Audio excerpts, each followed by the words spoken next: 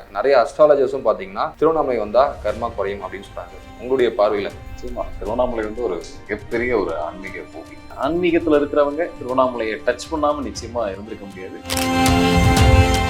அப்போ திருவண்ணாமலை போயிட்டு வந்தாலே கர்மா கழியுமா சார் அப்படின்னா, நிச்சயமா உங்க கர்மாவை அசைச்சு பார்க்குற ஒரு இடமா திருவண்ணாமலை இருக்கும். வீட்டில் இல்லாத ஒரு சில விஷயங்கள், ஒரு சில வைப்ரேஷன் கோவிலில் இருக்கிறனால தான் நம்ம கோவிலை தேடி போகிறோம். நீங்கள் நல்லா கவனிச்சிங்கன்னா, நான் ஒரே ஒரு முறை தான் சார் வாழ்க்கையில் திருப்பதி போயிருக்கேன் அப்படின்னு சொன்னவங்க ரொம்ப ரொம்ப குறைவாக இருப்பாங்க. கிட்டத்தட்ட அது வைகுண்டத்தோட ஒரு வாசல் கதவு அப்படிங்கிற மாதிரி தான் சொல்கிறாங்க.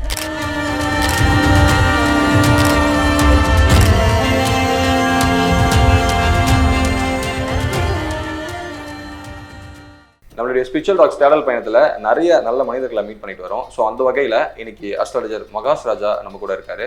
வணக்கம் சார். வணக்கம். எனக்கு இந்த திருவண்ணாமலை அப்படின்ற ஒரு விஷயத்தை பற்றி தான் முதல்ல ஆரம்பிக்க போகிறோம். ஏன்னா திருவண்ணாமலையில் பார்த்தீங்கன்னா நாளுக்கு நாள் பக்தர்கள், கிரிவலம் வர பக்தர்களுடைய எண்ணிக்கை அதிகமாகுது.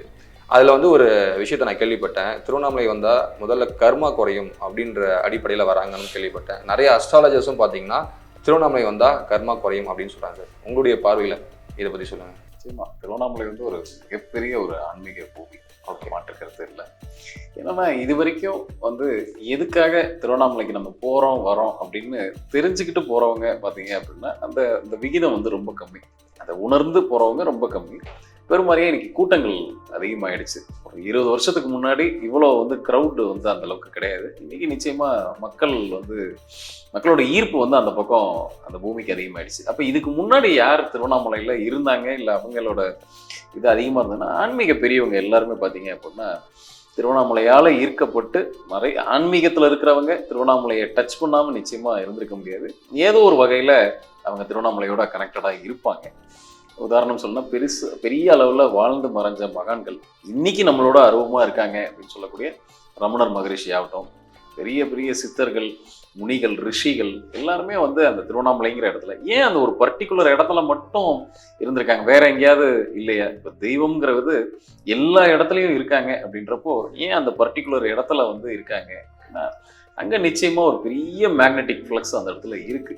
ஆன்மீக ரீதியா அவங்களுக்கு எந்த ஒரு சிந்தனை இல்லாத ஒரு இடத்த நோக்கி தான் அவங்க போகணும். இப்போ பொதுவாகவே நம்ம கோவிலுக்கு போகிறோம், வீட்டில் இல்லாத ஒரு சில விஷயங்கள், ஒரு சில வைப்ரேஷன் கோவிலில் இருக்கிறனால தான் நம்ம கோவிலை தேடி போகிறோம். இல்லைன்னா வீட்டில் இருந்துகிட்டே நம்ம எல்லா விஷயம் பண்ணலாம். நம்ம வீட்லேயும் ஒரு பூஜை ரூம் வச்சுருக்கோம், கோவில் மாதிரி வச்சுருக்கிறவங்க நிறைய பேர் இருக்காங்க. அப்போ நம்ம வீட்டில் இருந்துகிட்டே நமக்கு வேணுங்கிற விஷயத்த, வேணுங்கிற பிரார்த்தனை நம்ம வீட்டில் இருந்தே பண்ணலாமே. ஏன் கோவிலுக்கு போகிறோம் அப்படின்னா, நம்மளை முதல்ல நம்ம ஒருநிலைப்படுத்திக்கிறதுக்கும், நம்மளோட ஆன்மா சுத்திகரிப்பு பண்ணிக்கிறதுக்கும், அதை ஒரு சுத்தமான ஆன்மாவாக மாற்றுறதுக்கும் வீட்டில் இருக்க எனர்ஜி பத்தாது. ஏன்னா ஒரு இடத்துக்கு போகிறோம், நம்ம கோவிலுக்கே போகிறோம் அப்படின்னா அங்கே அங்கே இருக்கக்கூடிய சாமி சிலைக்கு, விக்கிரகங்களுக்கு தினமும் மந்திர உச்சாடனம் கொடுத்துக்கிட்டே வராங்க. அந்த அபிஷேகம், மந்திர உச்சாடனம் இதெல்லாம் செய்துக்கிட்டே வரும்போது நிச்சயமாக அந்த இடத்துல ஒரு மிகப்பெரிய ஒரு பாசிட்டிவ் வைப்ரேஷன் இருக்குது. நம்மளால அங்கே போய் நீங்கள் ஒரு தியானம்லாம் எடுத்துக்கிட்டு, ஏன்னா தியானம் பண்ணுறவங்களுக்கு அதை போய் ஈஸியாக ஆகர்ஷணம், அதை எடுத்துக்கக்கூடிய கன்சீவ் பண்ணக்கூடிய சக்தி இருக்கும், திறன் இருக்கும். நான் அதெல்லாம் கிடையாது சார், நான் ஒரு சாமானியமான ஆள், நான் கோவிலுக்கு போயிட்டு வரேன். நீங்கள் கோவிலுக்கு நிச்சயமாக உள்ளே போயிட்டு வெளியில் வந்தாலே உங்கள் கர்மா பெரும் வாரியாக கொஞ்சம் அசைச்சு பார்க்கப்படுதுன்னு தான் நம்மளோட நம்பிக்கை. இப்போ நீங்கள் கோயில் போனாலே கர்மா குறையும் அப்படின்னு நிச்சயமா நீங்கள் நினச்சிட்டா மட்டும் ஒரு கோயிலுக்கு போக முடியாது, வர முடியாது. அது மிகப்பெரிய ஸ்தலமாக இருந்தாலும் சரி, ஒரு சின்ன கோயிலை, நம்ம வீட்டு பக்கத்தில் ஒரு பிள்ளையார் கோயில் இருக்குது, நீங்கள் நினச்சிட்டேன் நான் போயிட்டு வந்துட்டேன்னு யாருமே சொல்ல முடியாது. உங்களுக்கு அங்கே வரணும் அப்படின்ற விஷயம் இருந்தால் மட்டும்தான் நீங்கள் அங்கே போக முடியும், நீங்கள் அங்கே கால் எடுத்து வைக்க முடியும். அப்போது ஒரு முறை கோயிலுக்கு போயிட்டு வந்தாலே நிச்சயமாக அந்த கர்மாவில் ஒரு பார்ட் உங்களை விட்டு போகுது அப்படிங்கிறத நம்ம புரிஞ்சுக்கணும். அப்போ உள்ளே போயிட்டு நம்ம வெளியில் வந்தாலே நம்ம ரெஃப்ரெஷ் ஆகிறோம் அப்படிங்கிறதான் அர்த்தம். நம்மளோட கர்மா ரெஃப்ரெஷ் ஆகுது அப்படின்னு தான் அர்த்தம். இது கோவிலுக்கே இப்படி இருக்கும் போது ஒரு ஜாகிரபிக்கலாக நம்ம பார்த்தோம் அப்படின்னா அந்த இடத்துல இந்த மாதிரி ஒரு ஆகர்ஷணமாக ஒரு சக்தி இருக்குது அப்படின்னா அது திருவண்ணாமலை தான். சில இடங்களை அந்த மாதிரி மார்க் பண்ணி அந்த காலத்திலே சித்தர்கள் பெரியவங்கள்லாம் அதை மார்க் பண்ணி வச்சுருக்காங்க. அதில் முதன்மையான இடம் எது அப்படின்னா திருவண்ணாமலை. குறிப்பாகவே நீங்கள் வடக்கை விட, அதாவது இந்தியாவை எடுத்துக்கிட்டோம் அப்படின்னா நார்த்தை விட சவுத்தை நோக்கி வர வர முக்திக்கான நிறைய தலங்கள் நிறைய இருக்குது. இன்னும் நீங்கள் டீப் சவுத் போக போக பார்த்தீங்கன்னா பொதிகை மலை இருக்குது. பொதுவாகவே மலைப்பாங்கான இடத்துல பார்த்தீங்க அப்படின்னா உங்கள் கர்மாவை அசைச்சு பார்க்க முடியுங்க. கர்மாவை கழிக்கிறதுங்கிறது ஒரு பக்கம். உங்க கர்மாவை அசைச்சு பார்க்க முடியும். அசைச்சு பார்க்கறதுனா என்ன அப்படின்னா, எப்பயுமே நம்ம பெருசா கர்மா பெருசானா நிச்சயமா நம்மளோட நம்ம கர்மா தான் பெருசு. அது நல்ல கர்மாவும் இருக்கலாம், இல்ல அது நமக்கான ஒரு சுமையான ஒரு கர்மாவாகவும் இருக்கலாம். அது என்ன பண்ணும், அது வழியில தான் நம்மளை கூட்டிட்டு போவோம், அதை அழைச்சிட்டு போவோம். நமக்கு நல்லா தெரியும் இதுதான் சரின்னு, ஆனா தப்பான ஒரு முடிவு எடுத்து அது பின்னாடி நம்ம டிராவல் பண்ணி போயிட்டு இருப்போம்.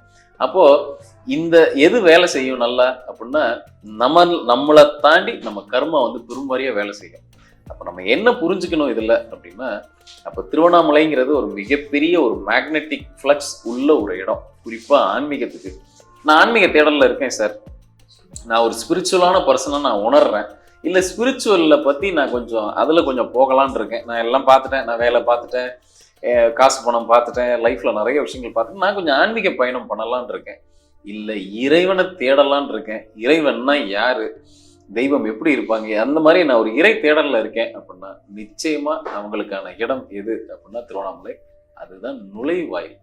அதனால உடனே போனவொடனே நான் போய் இறைவனை டைரக்டா போய் பார்த்துட்டு வந்துட முடியுமா, அப்படி இல்லை. அதுதான் நுழைவாயில். ஒன்றும் இல்லை, நுழைவாயில்னா எதுக்கு நுழைவாயில்னு சொல்றேன்? நீ உங்களோட ஆன்மீக பயணத்துக்கான நுழைவாயிலே அதுதான். ஓகே, இப்போ திருவண்ணாமலை தானே அது? நிச்சயமா திருவண்ணாமலை தான். ஏன்னா பெரிய பெரிய மகான்களே பார்த்தீங்க அப்படின்னா அங்க நிறைய மகான்கள் இது வரைக்கும் வாழ்ந்திருக்காங்க, இன்னும் அருவமா இருந்துட்டு இருக்காங்க. உதாரணம் சொல்லணும்னா அவருக்கு யோகி ராம் சுரத்குமார் அவர் வந்து பிறப்பால பார்த்தீங்கன்னா அவர் வந்து வடக்கிந்தியர். அவர் பார்த்தீங்க அப்படின்னா திருவண்ணாமலையால ஈர்க்கப்பட்டு திருவண்ணாமலையிலே வந்து கடைசி காலம் வரைக்கும் அவர் இங்கே தான் இருந்து இன்னைக்கு அருவமா இருக்காரு. கண்டிப்பா என்ன சொல்ல வராங்க அப்படின்னா, அப்போ முக்திக்கான இடம், அவங்களோட ஆன்மீக தேடலுக்கான இடம் திருவண்ணாமலை தான். இப்போ நார்த்ல கூட நிறைய சிவஸ்தலங்கள் நிறைய இருக்கு.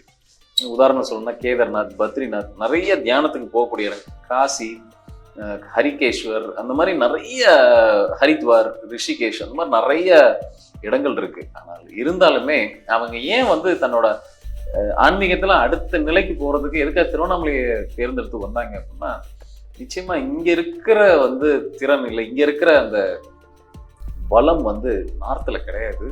குறிப்பா திருவண்ணாமலைங்கிற அந்த ஜாகிரபியில நிச்சயமா பெருமாறியா இருக்கு, பெரும் அளவுல இருக்கு. அதே மாதிரி ஒரு தடவை நீங்க போயிட்டீங்க அந்த ஸ்தலத்துக்கு அப்படின்னா நிச்சயமா நீங்க மறுபடியும் வரணுங்கிற அந்த எண்ணம் ஆட்டோமேட்டிக்கா தோணும். இதை எப்படி நான் பொருத்தி பார்த்து சொல்றேன் அப்படின்னா, நம்ம எல்லாருக்கும் திருப்பதி கோயில் தெரியும். ஆமா, நீங்க நல்லா கவனிச்சீங்கன்னா, நான் ஒரே ஒரு முறை தான் சார் வாழ்க்கையில திருப்பதி போயிருக்கேன் அப்படின்னு சொன்னவங்க ரொம்ப ரொம்ப குறைவா இருப்பாங்க. நீங்க கேட்டு பாருங்க, நான் பலமுறை போயிட்டு வந்திருக்கேன் சார் திருப்பதிக்கு. வந்து நான் போன வருஷம் போனேன், இந்த வருஷமும் போனேன் அப்படின்னு சொல்ல வரவங்க நிறைய பேர் இருக்காங்களே. அதனாலதானே இவ்வளவு கூட்டங்கள் அங்க இருந்துகிட்டு இருக்கு. இல்லைன்னா ரொம்ப ஃப்ரீயால இருக்கும். நான் வாழ்க்கையில ஒரே ஒரு முறை திருப்பதி போயிட்டு வந்தேன்னு சொல்லலாம். அங்க என்ன நடக்குது எக்ஸாக்டா பாத்தீங்க அப்படின்னா, நீங்க அது வரைக்கும் வந்து நம்ம எல்லாரும் ரொம்ப தெளிவான ஒரு மனப்பான்மையோட போவோம். கரெக்டா அந்த மூர்த்தி, அந்த சாமி இருக்கிற சன்னதிக்கு உள்ள நுழையும் போது பாத்தீங்க அப்படின்னா, அந்த கோபுரத்துக்குள்ள நுழையும் போது பாத்தீங்க அப்படின்னா உங்க மைண்ட் பிளாங்க் ஆயிடும். இது எத்தனை பேர் கவனிச்சிருக்கீங்கன்னு தெரியல. உண்மையிலேயே உங்க மைண்ட் பிளாங்க் ஆயிடும். இப்ப நம்ம ஏதோ ஒரு பிரார்த்தனைக்காக இங்க போயிருப்போம் இல்லையா, எனக்கு இந்த வரம் கொடுங்க அந்த வரம் கொடுங்கன்னு கேட்டு நம்ம போயிருப்போம் இல்லையா. பொதுவாகவே நம்ம எல்லாருக்கும் தெரியும், பொருளுக்கான வரம் தர தெய்வம் யாரு அப்படின்னா பெருமாள்.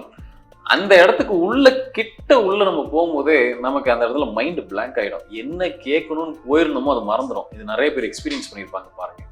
அப்போ உள்ள போயிட்டு சாமியை மட்டும் பார்த்துட்டு அந்த இடத்துல ஆஃப் ஆயிடுவோம். நம்ம திருப்பி வெளியில வந்துருவோம். திருப்பி இந்த வரம் கேட்கறதுக்காகவே நம்ம அடுத்த முறை போவோம். இதனாலதான் அங்க கூட்டங்கள் அதிகமா வந்துகிட்டே இருக்கு. இப்போ நீங்க இதை சொல்றது வந்து அங்க மட்டும் இல்லை சார், இப்போ நிறைய கோயில்களுக்கு போகும்போதே நம்மளுக்கு அது நடக்குது. கண்டிப்பா ஒரு விஷயத்த நம்ம நிறைய திங்க் பண்ணிட்டு இதெல்லாம் வேணும் அப்படின்னு போவாங்க. ஆனா அங்க போனா பிளாங்க் ஆயிடும். எதுக்கு போனோங்கிறது மறந்துடுவோம். அவசரமா எதை சொன்னோம் எதை கேட்டோம் அப்படின்ற மாதிரி ஆயிடும்.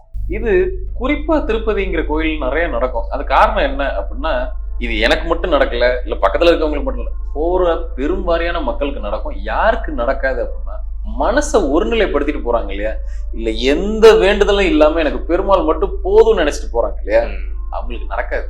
ஓகே, அவங்களுக்கு தெளிவா இருக்கும். அவங்க போனா வேண்டுனா வெளில வந்துருவாங்க. ஒண்ணும் இல்ல, ஆன்மீகத்துல ஒரு நிலையில இருக்கிறவங்க திருப்பதி போனாங்கன்னா அவங்க ரேரா தான் போவாங்க. போனா அந்த அவரோட முழு அருளை மட்டும் தேடி போறாங்க இல்லையா, அவங்க ஒரு தடவை பார்த்துட்டு வெளியில வந்துருவாங்க. ஓகே, இது சில பேர் வந்து தரிசனத்தையே 2-3 தடவை திருப்பதியில போய் பண்றவங்க எல்லாம் இருக்காங்க. ஒரு தடவை போயிட்டாங்கன்னா 2-3 தடவை அங்க உள்ளே போயிட்டு வருவாங்க. இது என்ன அப்படின்னா, அங்க இருக்கக்கூடிய ஆகமத்துல என்ன சொல்லியிருக்கு அப்படின்னா, அந்த திருப்பதி பெருமாளை சுத்தி நிறைய தேவதைகளை ஆதிஷ்ட பண்ணியிருக்காங்க. அவங்க அரூபமா அந்த தேவதைகள் வந்து அங்கேயே இருக்காங்க. இப்போ கிட்டத்தட்ட அது வந்து வைகுண்டத்தோட ஒரு வாசல் கதவு அப்படிங்கிற மாதிரிதான் சொல்றாங்க. அந்த இடத்த வந்து நிறைய தேவதைகள் ஆக்குப்பை பண்ணியிருக்காங்க.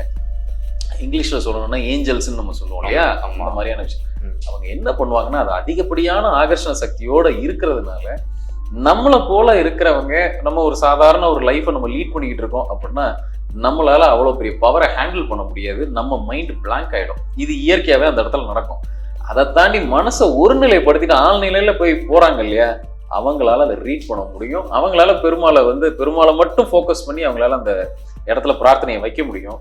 மற்றவங்க ஒரு சாமானியமா இருக்கிறவங்களுக்கு அது நடக்காது. ரீட் பண்ண முடியும்னா அந்த எனர்ஜி அவங்களால கிரகிக்க முடியும், ஆகர்ஷணம் பண்ணிக்க முடியும், அவங்களால அதை உள்வாங்கிக்க முடியும், கன்சீவ் பண்ணிக்க முடியும். ஓகே. எல்லாராலையும், அதாவது இன்னைக்கு இருக்கிற இதுல என்ன அப்படின்னா, கோவில் போகணும் அப்படிங்கிற எண்ணம் உண்மையிலேயே அதிகமாயிடுச்சு. ஒரு 100 வருஷத்துக்கு முன்னாடி இருந்த சிச்சுவேஷனை விட இன்னைக்கு நிறைய பேர் கோவிலுக்கு வராங்க. அதுல உண்மைதான், மாற்றுக்கிறது இல்ல. அது தினமும் கோயிலுக்கு எதனால போறாங்க. சார் இப்படி பாக்குறீங்க? எதனால எப்படி பார்க்கலாம் அதை? அந்த அளவுக்கு மக்களுக்கு பிரச்சனை இருக்குன்னு பிரச்சனை. அர்த்தம். பிரச்சனைகள் அதிகமா இருக்கு, தேவைகள் அதிகமா இருக்கு, பயம் கூடிருச்சுன்னு அர்த்தம். ம், ம். எந்த அளவுக்கு பயம் கூடி இருக்கோ அந்த அளவுக்கு தெய்வத்தை போய் நம்ம பிடிச்சுக்குவோம். இதெல்லாம் ஒரு காலகட்டம் தான். இதை தெய்வத்தை அந்த அளவுக்கு பிடிக்க ஆரம்பிப்போம், ஜோதிடத்தை நிறைய நம்ப ஆரம்பிப்போம். நமக்கு அந்த அளவுக்கு நம்ம எங்கேயோ ஒரு இடத்துல நமக்கான தேவைகள் அதிகமா போய்கிட்டே இருக்கு அப்படிங்கிறத நம்ம புரிஞ்சுக்கணும். அதே போலதான் திருவண்ணாமலையிலையும் இந்த ஆகர்ஷண சக்தி அந்த இடத்துல அதிகம். இந்த ஆன்மீக தேடல், இறை தேடலுக்கான ஆகர்ஷண சக்தி அந்த இடத்துல அதிகம். அப்போ திருவண்ணாமலை போயிட்டு வந்தாலே கர்மா கழியுமா சார் அப்படின்னா, நிச்சயமா உங்க கர்மாவை அசைச்சு பார்க்குற ஒரு இடமா திருவண்ணாமலை இருக்கும். சில மலைப்பாங்கான இடத்துக்கு அந்த சக்தி உண்டு. உதாரணத்துக்கு பொதிகை மலை, பழனி மலை. பழனி மலை ஏறி நீங்க இறங்குனீங்கனாலே கர்மா அந்த இடத்துல அசைச்சு பார்க்குறோம். அதே மாதிரிதான் திருவண்ணாமலையில நம்ம மலை ஏறுறதுக்கு இன்னைக்கு அலோவ் பண்றது இல்லை. பட் நம்ம மலையை கிரிவலமா நம்ம வரலாம். ஆமா. பிரதட்சணமா நீங்க வரலாம். அப்ப என்ன அப்படின்னா, அங்க கோவில் எந்த அளவுக்கு அங்க ஆகர்ஷணத்தோட இருக்கோ அந்த மலையே அங்க ஒரு ஆகர்ஷணத்தோட இருக்கு. நீங்க அந்த மலையை சுற்றி வரும்போதே உங்களோட கர்ம அசைச்சு பார்க்கலாம். இதுல என்ன அப்படின்னா, இதை எப்படி நம்ம புரிஞ்சுக்கிறது அப்படின்னா, கிட்டத்தட்ட இதுல பெரியவங்க சொன்ன விஷயம் தான் நானும் சொல்ல வரேன். இதுல ரமணர் மகரிஷி பாத்தீங்க அப்படின்னா, திருவண்ணாமலை கிரிவலத்தை பத்தி அவர் தான் முதல்ல நிறைய விஷயத்த டாக்குமெண்ட் பண்ணாரு. கிரிவலத்தை பத்தின முக்கியத்துவத்தை பெருசா உலகத்துக்கு வெளியில எடுத்துட்டு வந்தது பாத்தீங்க அப்படின்னா, அவரோட புத்தகங்கள் மூலமாவும் அவரோட எழுத்துக்கள், அவர் சொன்ன விஷயங்களை புத்தகங்களை வெளியிட்டு அந்த விஷயத்த பெருசா கொண்டு வந்தாங்க. அதுக்கப்புறம் தான் உலகம் ஃபுல்லாவே கிரிவலத்துல இவ்வளவு விஷயம் இருக்குங்கிறது நிறைய பேருக்கு தெரியும். ரைட். அந்த வகையில பார்த்தோம் அப்படின்னா, கிட்டத்தட்ட ஒரு 3000 பிறவி நீங்க எடுத்திருந்தா மட்டும்தான், அது மனித பிறவியா இருக்கலாம், இல்ல மனிதர்கள் அல்லாத மற்ற ஜந்துக்கள் பிறவியா கூட இருந்திருக்கலாம். அந்த மாதிரி பிறவிகள் நீங்க எடுத்திருந்தா மட்டும்தான் ஒரு முறை திருவண்ணாமலையில் நீங்க கிரிவலம் வர முடியும். அப்ப நீங்க பல முறை கிரிவலம் வரீங்கன்னா நீங்க எத்தனை பிறவிகளை எடுத்திருப்பீங்க அப்படிங்கிறத கொஞ்சம் கற்பனை பண்ணி பார்த்துக்கங்க. ஒரு முறை நீங்க கிரிவலம் வரதுக்கே இந்த நிலைமை. அதாவது 3000 பிறவிகள் அவங்க எடுத்து முடிச்சதுக்கு அப்புறம் தான் திருவண்ணாமலைக்கே காலடி வைக்க முடியும். கண்டிப்பா அப்பதான் நீங்க கடக்க முடியும். அப்படின்னா என்ன அர்த்தம்? நான் அது ஒரு பழைய சோல், அது ஒரு பழைய ஆன்மா அப்படின்றதுதான் அர்த்தம். அப்ப என்ன பண்ணிருப்போம்? பாவம் புண்ணியம் எல்லாமே கலந்து தானே பண்ணிருப்போம். சார் ஒரே நிமிஷம், அப்ப திருவண்ணாமலை வரவங்க எல்லாருமே ஓல்டஸ்ட் சோலா? ரொம்ப ஓல்டஸ்ட்னு சொல்லி 3000 பிறவிங்கிறது ஒண்ணுமே கிடையாது என்ன பொறுத்த மட்டும். அது ஒரு என்ட்ரி லெவல் தான் சொல்லலாம். அப்ப நம்ம எல்லாரும் எவ்வளவு பிறவிகள் எடுத்திருப்போம் அப்படின்னா, இன்னும் சில ஆயிரங்கள் எடுத்திருப்போம். நம்ம இதுல ரொம்ப ஓல்டஸ்ட்னு சொல்லணும் அப்படின்னா, ஒரு 10,000 பிறவி எடுத்தவங்க எல்லாம் நிச்சயமா ரொம்ப ஓல்டஸ்ட் சோலா இருப்பாங்க. ஓகே, நம்ம நினைக்கிறத விட ரொம்ப ஓல்டஸ்ட் ஒண்ணும் இல்லைங்க. அதிகமா நான் இந்த லைஃப்ல ரொம்ப கஷ்டப்பட்டுக்கிட்டு இருக்கேன். இப்ப நான் வாழ்ந்துட்டு இருக்க வாழ்க்கையில ரொம்ப சிரமமா இருக்கு சார். நான் நல்லவனா இருக்கேன், நான் என்னோட மனசெல்லாம் நல்லா தான் இருக்கு, ஆனா நான் ரொம்ப கஷ்டத்தை அனுபவிக்கிறேன் அப்படின்னு சொல்றவங்க எல்லாரும் பாருங்க, கூடுமான வரைக்கும் அவங்க ரொம்ப பழமையான ஒரு சோலா ஆன்மாவா தான் இருப்பாங்க. ரொம்ப ஓல்டஸ்ட் சோலா இருப்பாங்க. அந்த ஆன்மாவால தான் இவ்வளவு கஷ்ட நஷ்டத்தை தாங்க முடியும். மற்ற ஆன்மாவால அவ்வளவு தாங்க முடியாது. இவங்களால மட்டும்தான் அதை தாண்டி வர முடியும். இவங்க இந்த மாதிரி திருவண்ணாமலை இந்த மாதிரி இடங்களை பிடிச்சிக்கிட்டாங்க அப்படின்னா, முக்திங்கிற இடத்த நோக்கி இவங்க பிரயாணம் பண்ணலாம்.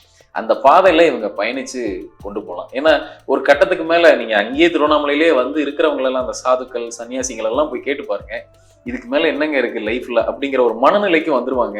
அவங்களுக்கு இறைவனை மட்டும்தான், அவங்க இறைவனை நோக்கி மட்டும்தான் இருப்பாங்க. அவங்க அந்த மனநிலைக்கு வந்துருவாங்க. Okay sir, super. ஏன்னா திருவண்ணாமலை பற்றி நிறைய விஷயங்கள், தெரியாத நிறைய விஷயங்களை நீங்கள் சொல்லியிருக்கீங்க. கண்டிப்பாக இந்த எபிசோட் மக்களுக்கு ரொம்ப பயனுள்ளதாக இருக்கும். ரொம்ப நன்றி சார். நன்றி.